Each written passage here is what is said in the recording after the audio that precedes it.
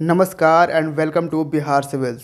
मैं हूं आलोक सिंह और आज के इस वीडियो में डिस्कस करेंगे 9 जनवरी 2022 के बिहार करंट अफेयर्स, साथ में नेशनल और इंटरनेशनल इवेंट्स भी डिस्कस करेंगे। तो फाइनली हमने हाफ सेंचुरी कंप्लीट कर ली है। जी हाँ, 50 दिन, पिछले 50 दिनों से कंटिन्यूसली रेगुलरली बिना एक भी दिन रुके आपको मैं ये वीडियो सीरीज़ प्रोवाइड कर रहा हूँ, जिसमें हम डिस्कस करते हैं हर रोज़ Bihar plus national plus international current affairs. तो बस ऐसे ही अपना प्यार और सपोर्ट बनाए रखिए। ये सीरीज़ अभी तो 50 नहीं बल्कि 100, 150, 300, 400 भी जाएगी। ये तो खैर शुरुआत है, अभी तो हमें कितनी माइलस्टोन अचीव करने हैं। पहला सवाल, mayor is elected through which Bihar municipality act. तो मेयर का चुनाव किस बिहार नगर पालिका अधिनियम के माध्यम से किया जाता है? तो ये किया जाता है 2007। जी हाँ, बिहार म्यूनिसिपल एक्ट 2007 के तहत option B is the correct answer. ये हम जो अपने शहरों में मेयर को, जो आपको मालूम होगा शहर में म्यूनिसिपल कॉरपोरेशन होता है, ठीक है, नगर निगम, उसका हेड कौन होता है? मेयर। ठीक है, तो इसका चुनाव हम कैसे करते हैं? तो इस एक्ट के थ्रू करते हैं। अब ये एक्ट हाल में न्यूज़ में इसलिए था क्योंकि बिहार म्यूनिसिपैलिटी एक्ट को बिहार सरकार इसमें अमेंडमेंट लाना चाहती है, और अमेंडमेंट लाने के बाद क्या होगा कि ये जो मेयर का इलेक्शन होता है, ये मेयर का चुनाव जो होता है वो अभी किसके द्वारा होता है?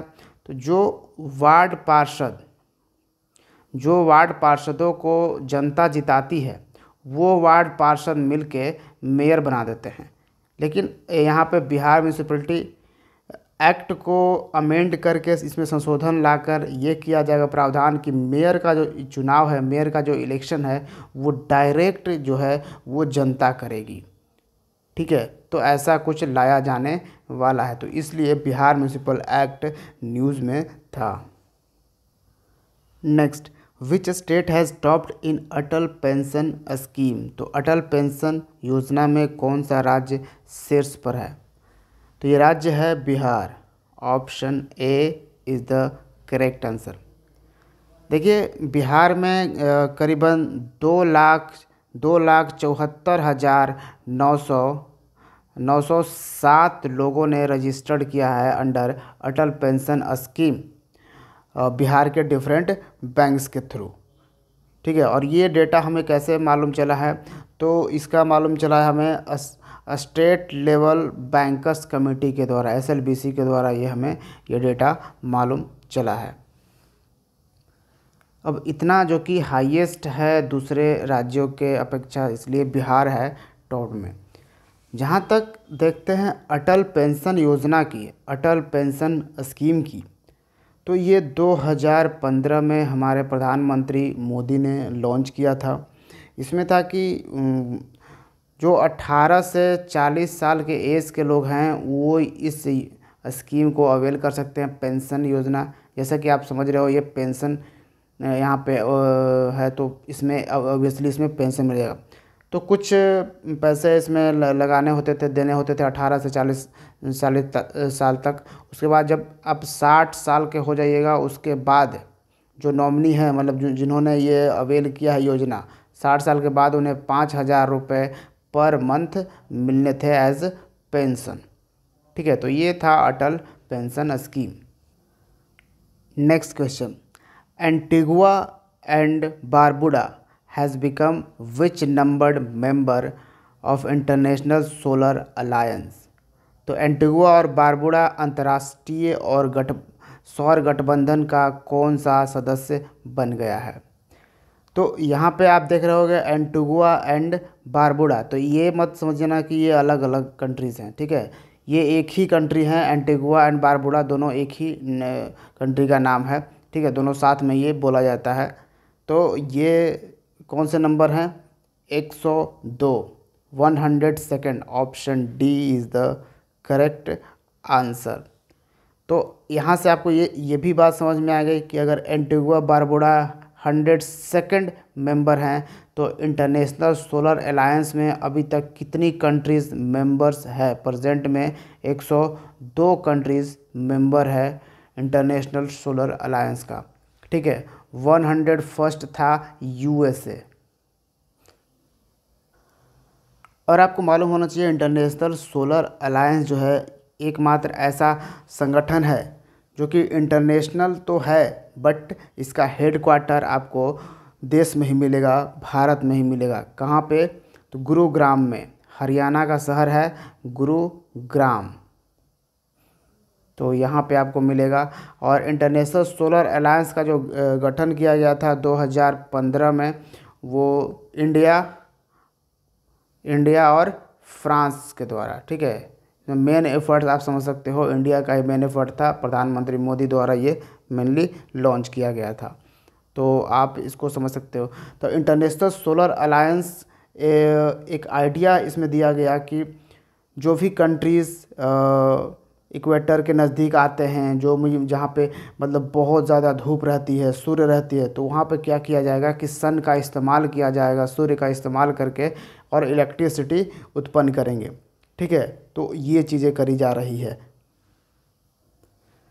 Prime minister Ujala scheme has completed how many years on 5 जनवरी 2022। तो 5 जनवरी 2022 को प्रधानमंत्री उजाला योजना ने कितने साल पूरे कर लिए हैं? तो 5 जनवरी 2022, तो उजाला स्कीम जो है ये लॉन्च किया गया था 5 जनवरी, कब? 5 जनवरी 2015 को लॉन्च किया गया था उजाला स्कीम, प्रधानमंत्री मोदी ने लॉन्च किया था। हो गया इसका 7 साल। Option C is the correct answer. और उजाला स्कीम के तहत आपको मालूम होगा एलईडी डिस्ट्रीब्यूट करती है गवर्नमेंट बहुत ही चीप रेट पे। ठीक है, बहुत ही सस्ते दामों पर ही, ताकि एलईडी से, और अब तक अगर देखा जाए तो करीबन 37 करोड़ एलईडी सरकार डिस्ट्रीब्यूट कर चुकी है लोगों में। अब आप पूछोगे इसका क्या बेनिफिट हुआ 37 करोड़ एलईडी डिस्ट्रीब्यूट करने से? तो इसका बेनिफिट ये हुआ कि हमने हर साल करीबन 48,000 मिलियन किलोवाट आवर की बिजली हमने एनर्जी बचाई है।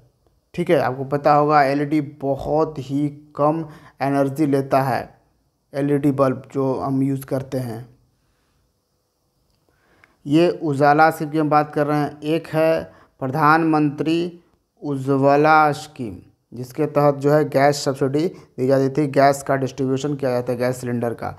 उज्ज्वला स्कीम के तहत आपको मालूम होगा कि देश का जो है एलपीजी एनेबल्ड और स्मोक फ्री, देश का पहला ऐसा राज्य कौन बन गया है जो एलपीजी एनेबल्ड और स्मोक फ्री राज्य हो गया है?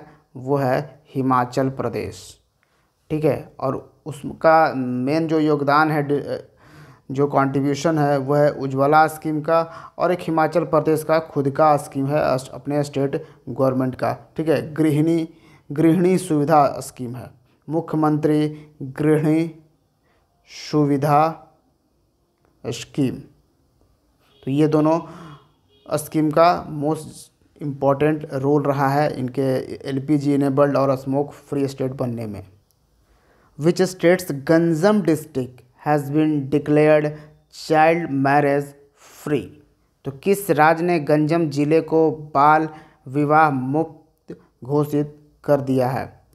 तो सबसे पहली बात यह है कि जो गंजम डिस्ट्रिक्ट है वो किस राज्य की डिस्ट्रिक्ट है, किस राज्य में है, ये मालूम चल जाएगा तो हमें इस क्वेश्चन का आंसर मालूम चलेगा।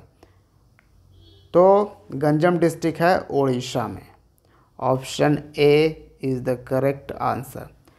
तो यहाँ पर जो है, यहाँ का गंजम डिस्ट्रिक्ट जो है वो चाइल्ड मैरिज फ्री हो गया। आपको मालूम होगा चाइल्ड मैरिज आज भी 2022 में हम एंटर कर गए हैं, लेकिन आज भी चाइल्ड मैरिज एक प्रॉब्लम है। आज भी आप देख सकते हो तो बहुत अभी गाँव में इस तरह के हालात हैं। तो गंजम डिस्ट्रिक्ट के जो एडमिनिस्ट्रेशन था, प्रशासन था, उसने यूनिसेफ और एक्शन एड इंडिया के साथ मिलकर एक प्रोग्राम लॉन्च किया। कौन सा प्रोग्राम था? निर्भय काढ़ी प्रोग्राम। ये लॉन्च किया गया था 2019 में, और इसी के तहत इस निर्भय काढ़ी प्रोग्राम के तहत ही ये इस ज़िले को, गंजम डिस्ट्रिक्ट को चाइल्ड मैरिज फ्री डिस्ट्रिक्ट आज बनाया गया है। उड़ीसा में ही एक और इम्पोर्टेंट ज़िला मिलेगा जिसका नाम है भद्रक ज़िला, भद्रक डिस्ट्रिक्ट। भद्रक डिस्ट्रिक्ट इसलिए इम्पोर्टेंट है क्योंकि आपको मालूम होगा भद्रक डिस्ट्रिक्ट में ही आपको मिलेगा व्हीलर आइलैंड। ठीक है, व्हीलर आइलैंड जिसको अब नाम बदल दिया गया है और इसका नाम रख दिया गया है हमारे जो मिसाइल मैन ऑफ इंडिया हैं doctor APJ Abdul Kalam island. ठीक है, व्हीलर आइलैंड का ये नाम चेंज कर दिया गया है। Doctor APJ Abdul Kalam island अब इस आइलैंड का नाम है। और ये आइलैंड का यूज़ करती है हमारा जो इसरो है, स्पेस एजेंसी, मिसाइल टेस्टिंग के लिए।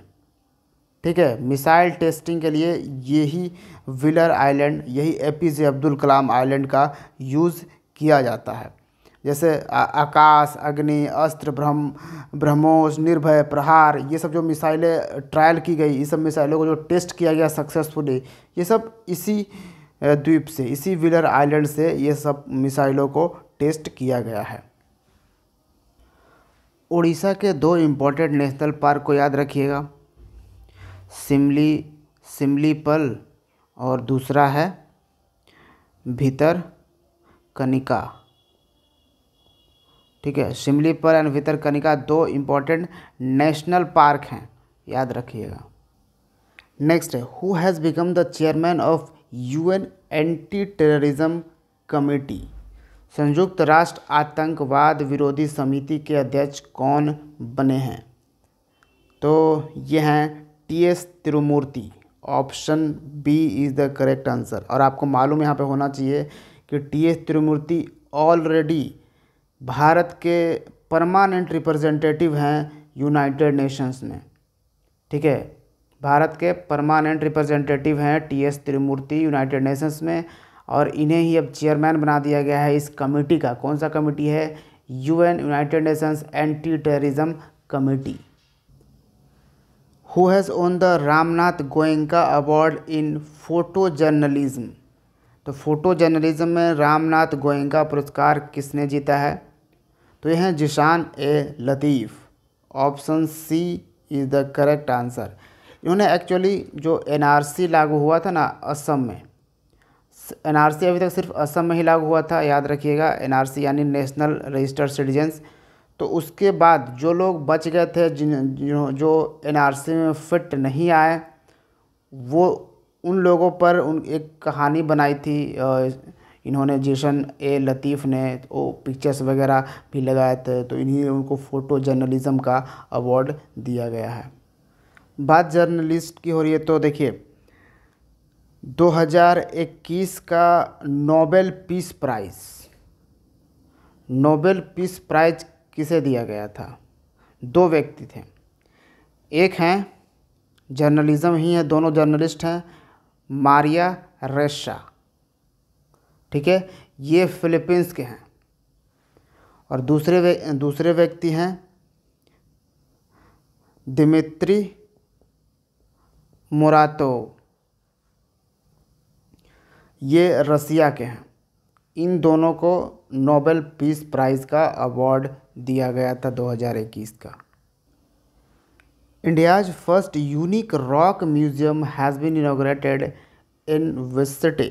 भारत के पहले अद्वितीय रॉक संग्रहालय का उद्घाटन कहाँ पे किया गया है? रॉक संग्रहालय में बेसिकली रॉक, अलग अलग डिफरेंट टाइप्स के रॉक्स जो पत्थर होते हैं उनकी स्टडी की जाएगी, उन्हें वहाँ पे रखा जाएगा, उनके बारे में मालूम किया जाएगा। ठीक है, तो ये कहाँ पे इनॉग्रेट किया गया है? Hyderabad. Option D is the correct answer. और इसको इनॉग्रेट किया किसने है, ये भी इम्पोर्टेंट सवाल हो सकता है। जितेंद्र सिंह, जितेंद्र सिंह ने इसको इनॉग्रेट किया है। ये हैं कौन? जितेंद्र सिंह हैं यूनियन मिनिस्टर ऑफ स्टेट। ठीक है, ये यूनियन मिनिस्टर ऑफ स्टेट हैं जितेंद्र सिंह। अच्छा, हमने लास्ट एक क्वेश्चन में हमने उजाला स्कीम के बारे में बात करी थी। उजाला स्कीम की अगर हमने बात करी है तो मिनिस्ट्री ऑफ पावर की तो बात हमने करी नहीं। ठीक है, मिनिस्ट्री ऑफ पावर का इम्पोर्टेंट रोल रहा है उजाला स्कीम के सक्सेस में। तो मिनिस्ट्री ऑफ पावर और मिनिस्टर कौन है? आर के सिंह, ये मिनिस्टर हैं। आर के सिंह की कॉन्स्टिट्यूंसी कहाँ है? तो बिहार के आरा में इनकी कॉन्स्टिट्यूंसी आपको मिलेगी। Which country has topped in the ICC world test championship points table 2021-23? ICC विश्व टेस्ट चैंपियनशिप अंक तालिका 2021-23 में किस देश ने शीर्ष स्थान हासिल किया है? तो ये देश है Australia. Option A is the correct answer. Australia को 36 पॉइंट्स और 100% ऑफ पॉइंट्स आए हैं। ठीक है, 36 पॉइंट्स और 100% ऑफ पॉइंट्स ऑस्ट्रेलिया को आए हैं। सेकंड पे श्रीलंका रहा, थर्ड पे पाकिस्तान, और भारत जो है वो 4th पोजीशन पे है। ठीक है, 4th पोजीशन पे भारत रहा। भारत 53 पॉइंट्स और 55.21% ऑफ पॉइंट्स के साथ 4th पोजीशन पे रहा। ICC है इंटरनेशनल क्रिकेट काउंसिल। ये क्रिकेट का एक गवर्निंग बॉडी है जिसका हेड क्वार्टर आपको मिलेगा दुबई में। दुबई कहाँ है? UAE में है, यूनाइटेड अरब एमिरेट्स में आपको दुबई मिलेगा। अभी करीबन 106 मेंबर्स हैं ICC के इंटरनेशनल क्रिकेट काउंसिल के। चेयरमैन कौन है अभी प्रेजेंट में? ग्रेग बार्कले, ये हैं ICC के चेयरमैन। यहाँ पे CEO भी आपको देखना होगा कि CEO कौन है, तो जॉफ अलाडिस। नेक्स्ट है the book Mamata beyond 2021 has been authored by whom. पुस्तक ममता बियॉन्ड 2021 किसके द्वारा लिखी गई है? ये लिखी गई है जयंता घोषाल के द्वारा। Option C is the correct answer. ये एक जर्नलिस्ट भी हैं और पॉलिटिशियन भी हैं, जयंता घोषाल। देखिए, ममता से आप समझ रहे हो किनके बारे में है? ये ममता बनर्जी के बारे में है।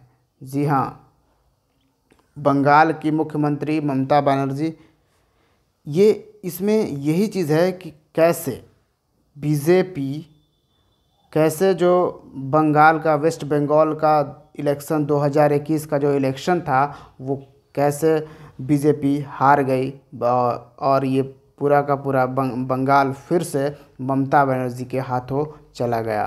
तो ये इस बारे में इस पुस्तक में लिखी गई है, ममता बियॉन्ड 2021। नेक्स्ट है what is the name of India's first index of crypto currencies. Bharat के पहले क्रिप्टो करेंसीज इंडेक्स का नाम क्या है? तो भारत का पहला क्रिप्टो करेंसीज इंडेक्स है IC15। Option B is the correct answer.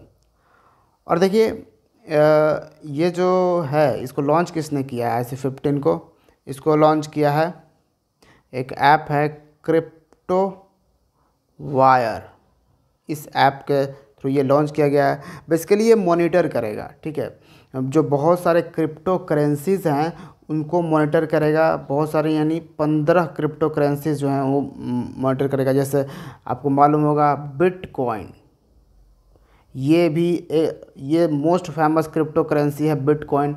फिर बहुत सारे क्रिप्टो करेंसीज आ गए हैं, जैसे सोलाना, ये भी है, बिनांस कॉइन, ये भी एक क्रिप्टो करेंसी है, कोर्डाना एट्सेट्रा, बहुत सारे मतलब इस तरह के। तो इसी तरह के 15 क्रिप्टो करेंसीज को मॉनिटर करेगा ये IC-15। तो ये याद रखिएगा, option B is the correct answer. Next और आज का लास्ट सवाल, when is national bird day observe? राष्ट्रीय पक्षी दिवस कब मनाया जाता है?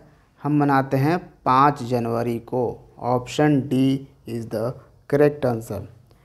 अच्छा, आपको एक चीज़ ध्यान होगा, नेशनल बर्ड डे की हम जब बात कर रहे हैं तो बर्ड मैन ऑफ इंडिया किसे कहा जाता है? तो सलीम अली को बर्ड मैन ऑफ इंडिया कहा जाता है। और कुछ राज्यों में तो इनके नाम पर ही उनके बर्ड सेंचुरी रखा गया है। नेशनल बर्ड डे की बात हो रही है तो आपको एक चीज़ और याद आ रहा होगा, इंटरनेशनल माइग्रेटरी बर्ड डे, बहुत ही इम्पॉर्टेंट है इंटरनेशनल माइग्रेटरी बर्ड डे। ये हम साल में 2 बार सेलिब्रेट करते हैं। एक तो सेकेंड सैटरडे, जहाँ second Saturday of May and second Saturday of October. साल में ये 2 महीने में सेलिब्रेट करते हैं, हर का सेकेंड सैटरडे, दूसरा शनिवार को। तो ये था हमारा 58th video of this series. तो उम्मीद है आपको पसंद आ रहा होगा। तो वीडियो को लाइक किए बिना मत जाइएगा, और अगर अब तक चैनल को सब्सक्राइब नहीं किया तो सब्सक्राइब कर लीजिएगा बिहार सिविल्स को। Thank you for watching Bihar civils. See you in the next video. जय हिंद।